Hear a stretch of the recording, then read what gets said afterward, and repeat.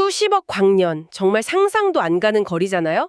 거기서 두 블랙홀이 충돌할 때 시공간이 아주 미세하게 뒤틀리는 소리가 있다고 하는데 이걸 우리는 대체 어떻게 들을 수 있을까요? 아니면 또 그 광활한 우주의 온갖 잡음 속에서요. 혹시 모를 외계 지성체의 신호를 어떻게 골라낼 수 있을까? 보내주신 자료들을 쭉 보니까 이 거대한 질문들을 관통하는 하나의 강력한 도구가 있더라고요. 네, 바로 푸리의 변환이라는 일종의 수학적 렌즈입니다. 렌즈요? 네, 이게 뭐랄까 언뜻 보기엔 그냥 무질서한 소음처럼 들리는 신호도요. 이 렌즈를 통해 들여다보면 그 안에 숨겨진 질서가 보입니다. 그러니까 주파수별로 쫙 분해된 아름다운 패턴이 드러나는 거죠.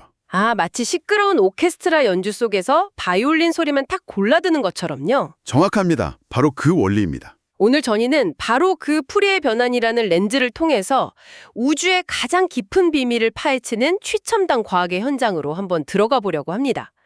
라이고의 중력파 검출부터 외계 지성체 탐사, 세티라고 하죠. 그리고 명왕성 사진 한 장에 담긴 놀라운 이야기까지 그 속에 숨은 원리를 함께 파헤쳐 보겠습니다. 그럼 라이고부터 시작해보죠. 자료에 나온 숫자들이 정말 비현실적이더라고요. 원자핵 지름의 수천 분의 1, 그 정도의 시공간 변화를 감지한다니. 그래서 제 첫 질문은 이거였습니다. 대체 그 수많은 우주의 소음, 심지어 관측소 옆을 지나가는 트럭 소음 같은 거요? 그런 것들 속에서 어떻게 그렇게 정말 말도 안 되게 미세한 신호를 구별해낼 수가 있는 거죠? 네, 아주 좋은 질문이십니다. 그게 바로 이 모든 탐사의 핵심이니까요. 그렇죠. 비결은 매칭 필터링이라는 기법에 있습니다. 매칭 필터링이요? 네, 쉽게 말하면 건초더미에서 바늘 찾기인데요.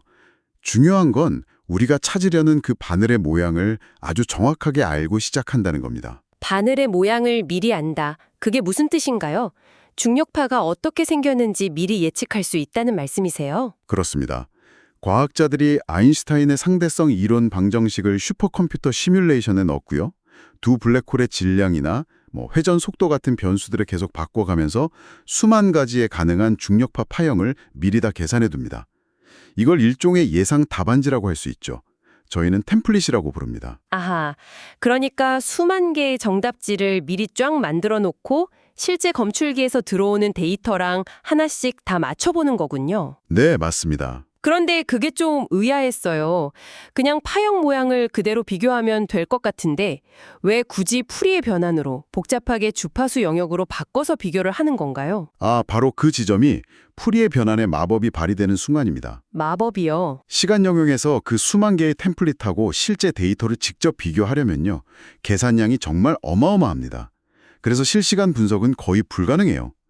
하지만 두 신호를 모두 주파수 영역으로 옮기면 그 복잡했던 계산이 믿을 수 없을 만큼 간단한 곱셈으로 바뀌거든요. 그냥 곱셈으로요? 네, 덕분에 실시간으로 막 쏟아지는 데이터와 수만 개의 템플릿을 끊임없이 대조할 수 있게 된 거죠. 사실 이게 우리 뇌가 시끄러운 파티장에서 특정 사람 목소리에만 집중하는 거랑 똑같아요. 아, 칵테일 파티 효과 말씀이시죠? 네, 바로 그 칵테일 파티 효과요. 우리 뇌도 모든 소음을 다 처리하는 게 아니잖아요. 듣고 싶은 목소리의 주파수 대역만 딱 필터링해서 증폭시키는 거니까요. 그렇군요. 그래서 그 유명한 첩프 신호를 찾아낼 수 있었던 거군요. 두 블랙홀이 충돌 직전에 서로를 향해 막 나선형으로 빨려 들어가면서 공전 속도가 기하급수적으로 빨라지잖아요.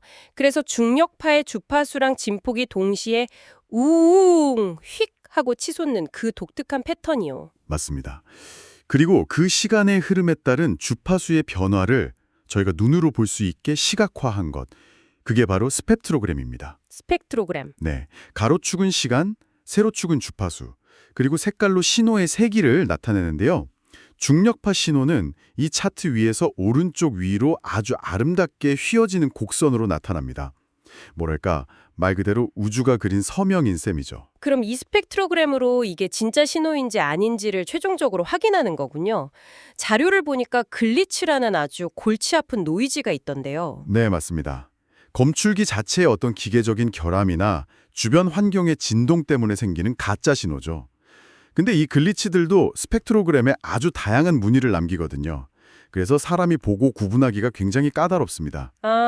그래서 요즘엔 이 역할을 인공지능이 대신하고 있습니다. 역시 AI가 여기서도 등장하는군요. 네, 그래비티 스파이라는 프로젝트가 대표적인데요. 수만 개의 글리치 그리고 실제 중력파 스펙트로그램 이미지를 합성곱신경망 CNN이라는 딥러닝 모델에 학습을 시키는 겁니다. 그러면 AI는 인간의 눈으로는 포착하기 힘든 아주 미세한 패턴 차이를 기가 막히게 찾아내서 진짜와 가짜를 놀라운 정확도로 분류해주죠. 와, 그러니까 푸리의 변환으로 신호를 그림으로 만들고 딥러닝으로 그 그림을 해독하고 완벽한 협업 체계네요? 바로 그렇습니다. 정말 대단한데 더 흥미로운 건 이 블랙홀을 찾는 기술 플레이북을 그대로 외계인을 찾는 데도 쓰고 있다는 점이었어요. 세티 프로젝트 말이죠. 이것도 같은 원리인가요? 기본 원리는 정확히 같습니다.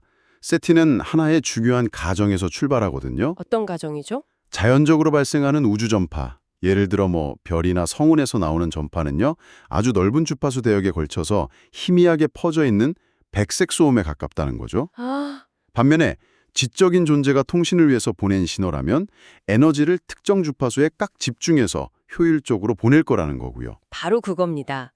그게 바로 협대역 신호, 가설입니다. 따라서 관측된 전파를 푸리에 변환해 보면 그림이 아주 명확해져요. 자연의 소음은 그래프 바닥에 그냥 잔잔하게 쫙 깔려 있을 테고요. 만약 인공 신호가 있다면 특정 주파수에서만 바늘처럼 표족하게 솟아오른 피크로 나타날 겁니다. 세티는 수십 년간 바로 그 바늘을 찾아온 셈이군요. 맞습니다. 그럼 이것도 라이고의 스펙트로그램처럼 시각적으로 표현하는 방법이 있겠네요. 물론입니다. 워터폴 차트라고 부릅니다. 폭포수 차트요. 워터폴 차트. 네, 스펙트로그램처럼 시간과 주파수에 따른 신호의 세기를 보여주는데요. 만약 특정 주파수에서 계속해서 강한 신호, 그러니까 뾰족한 피크가 잡힌다면요. 이 차트에서는 마치 폭포수처럼 쭉 떨어지는 뚜렷한 수직선으로 보이게 됩니다. 아, 그 수직선이 바로 우리가 찾는 유력한 후보 신호가 되는 거군요. 바로 그거죠. 그렇다면 라이고처럼 이 수많은 워터폴 차트를 분석하는데도 당연히 딥러닝을 쓰겠네요. 사람이 저걸 계속 보고 있을 수는 없을 테니까요. 이제는 필수 기술이 됐습니다. 특히 지구에서 오는 각종 전파 간섭, RFI라고 하는데요. 이게 워터폴 차트에서 아주 복잡하고 다양한 형태로 나타나서 진짜 외계 신호 후보랑 구분하기가 정말 어렵거든요. 딥러닝 모델이 이 패턴들을 학습해서 자동으로 분류해주고 심지어 최근에는 과거 데이터 속에서 인간 연구자들이 놓쳤던 유력한 후보 신호를 AI가 다시 찾아내는 그런 놀라운 성과를 거두기도 했습니다. 잠깐만요. 아까 이야기했던 그 철프 신호요? 우웅 휙 하고 주파수가 싹 올라가는 그 패턴 말입니다. 네네, 철프 신호. 저는 그게 두 블랙홀이 충돌할 때만 나타나는 아주 특별한 그런 우주적 서명인 줄 알았는데 자료를 보니까 그게 아니더라고요. 이 패턴이 지구에서도 흔하게 발견된다고요. 맞습니다. 사실 철푸는요, 어떤 물리적 상태가 급격하게 변하는 시스템이라면 어디서든 나타나는 아주 보편적인 패턴입니다. 보편적인 패턴이요? 네. 대표적인 예가 박쥐나 돌고래가 사용하는 생체 음파 탐지, 그러니까 에코로케이션입니다. 박쥐가 내는 초음파가 철프 신호라고요? 네. 먹이를 향해 날아가면서 주파수가 점차 변하는 초음파를 쏩니다. 그래야만 반사돼서 돌아오는 음파의 도플러 효과를 분석해서요. 먹이의 거리뿐만 아니라 속도까지 정밀하게 계산할 수 있거든요. 고정된 주파수로는 속도를 알 수가 없죠. 와, 정말 놀랍네요. 공학 분야에서도 쓰인다고요? 네. 제트 엔진이나 발전소 터빈이 가속하거나 감속할 때 나는 소리. 이것도 전형적인 철프 신호입니다. 회전 속도, RPM이 변하면서 기계의 진동 주파수도 비례해서 변하기 때문이죠. 이걸 분석해서 기계에 결함이 생겼는지, 이상 진동은 없는지 진단하는 데 아주 유용하게 쓰이고 있습니다. 자연현상에도 있다면서요? 번개같이 있다 생긴다고. 아, 휘슬러 현상이라고 부릅니다. 휘슬러요? 네. 번개가 칠 때 발생한 강력한 전파가 지구 자기장을 따라 쫙 퍼져나가는데요. 대기 중에 플라즈마를 통과하면서 주파수가 높은 성분은 빠르게, 낮은 성분은 느리게 이동하는 분산이 일어납니다. 그래서 우리 귀에 도달할 때는 휙 하고 주파수가 높은 소리부터 들리는 그런 휘파람 소리처럼 관측이 되죠. 이것 역시 완벽한 첩후 신호입니다. 결국 우리가 중력파에서 첩후 신호를 분석하는 게 단지 우주 끝의 사건을 이해하는 것만이 아니라 박쥐의 비행부터 번개의 메아리까지 자연계 전체를 관통하는 어떤 근본적인 패턴을 읽어내는 일이기도 하군요. 지금까지는 계속 우주를 듣는 이야기를 했는데 보내주신 자료 중에는 이걸 보는 데 사용한 사례도 있었습니다. 바로 뉴 호라이즌스 탐사선 이야기였는데요. 전파 신호 같은 건 시간에 따라 변하니까 주파수가 있다는 게 이해가 되는데 정지해 있는 사진 한 장에 어떻게 주파수라는 개념이 적용되는지 이 부분이 잘 와닿지가 않았습니다. 아, 네. 아주 자연스러운 질문입니다. 이미지에서의 주파수는요, 시간에 따른 변화가 아니라 공간에 따른 변화를 의미합니다. 공간 주파수라고 하죠. 공간에 따른 변화요? 네. 이미지에서 색이나 밝기가 서서히 아주 완만하게 변하는 부분이 있잖아요. 예를 들면 전체적인 배경이나 큰 윤곽 같은 부분. 이런 건 저주파 성분에 해당하고요. 반대로 아주 짧은 거리 안에서 색과 밝기가 급격하게 변하는 부분. 그러니까 바위의 거친 질감이라든지 명암의 경계선 같은 세밀한 디테일. 이게 바로 고주파 성분에 해당하는 거죠. 아, 이제 좀 감이 오네요. 저주파는 숲, 고주파는 나뭇잎. 이런 느낌이군요. 네, 정확합니다. 그런데 뉴 호라이즌스가 이 개념을 왜 사용해야만 했던 건가요? 47억 킬로미터, 그 엄청나게 먼 명왕성에서 지구로 데이터를 보낼 수 있는 속도가 초당 1에서 4kbps에 불과했기 때문입니다. 1에서 4kbps요? 네, 이건 1980년대 PC통신 모뎀보다도 느린 속도예요. 고해상도 사진 한 장을 보내는데 무려 15개월이 걸린 이유죠. 15개월? 그런데요, 저희는 뉴 호라이즌스가 명왕성을 지나치자마자 뉴스에서 그 유명한 하트 지형 사진을 바로 봤잖아요. 그건 어떻게 가능했던 거죠? 바로 점진적 전송 방식과 공간 주파수 개념 덕분입니다. 점진적 전송이요? 네, 뉴 호라이즌스는 사진 전체의 윤곽과 형태를 담고 있는 가장 중요한 저주파 성분만 먼저 압축해서 지구로 보냈습니다. 일종의 썸네일 이미지를 먼저 보낸 셈이죠. 아, 그래서 우리가 전체적인 모습을 담은 저해상도 이미지를 먼저 볼 수 있었던 거군요. 옛날에 보이저 탐사선처럼 사진을 위에서부터 한 줄 한 줄 스캔해서 보내다가 통신이 끊겨서 반쪽짜리 사진 받고 그런 것보다 훨씬 현명한 방법이네요. 맞습니다. 전송이 중간에 중단되더라도 최소한 전체적인 모습은 확보할 수 있으니까요. 그렇게 가장 중요한 저주파 썸네일을 먼저 받고 수십 메가바이트에 달하는 고주파 디테일 정보, 즉 무손실 원본 데이터는 15개월에 걸쳐서 천천히 받은 겁니다. 제한된 통신 환경을 극복하기 위한 정말 탁월한 신호 처리 전략이었죠. 자, 오늘 이야기를 한번 정리해보죠.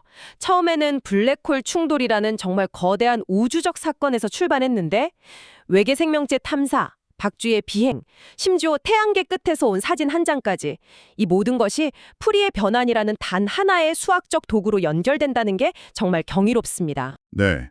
시간이나 공간 속에 복잡하게 막 뒤엉켜 있던 정보를 주파수라는 아주 질서정연한 기준으로 다시 배럴하고 분해함으로써 저희는 거대한 소음 속에서 의미 있는 신호를 건져 올릴 수 있게 된 겁니다. 세상을 이해하는 아주 강력하고 새로운 관점을 얻게 된 셈이죠. 그런데 오늘 우리가 살펴본 기술들은 전부 우리가 알고 있는 신호, 그러니까 예측 가능한 특정 패턴을 찾는 데 초점이 맞춰져 있었습니다. 블랙홀의 첩후 신호든 외계인의 협대역 신호든 말이죠. 여기서 문득 이런 질문이 떠오르네요. 만약 우주가 우리에게 보내는 가장 중요한 신호가 우리가 아직 상상조차 해보지 못한 전혀 새로운 패턴의 모습을 하고 있다면 어떨까요? 우리는 과연 알 수 없는 것을 찾기 위한 필터를 만들어낼 수 있을까요?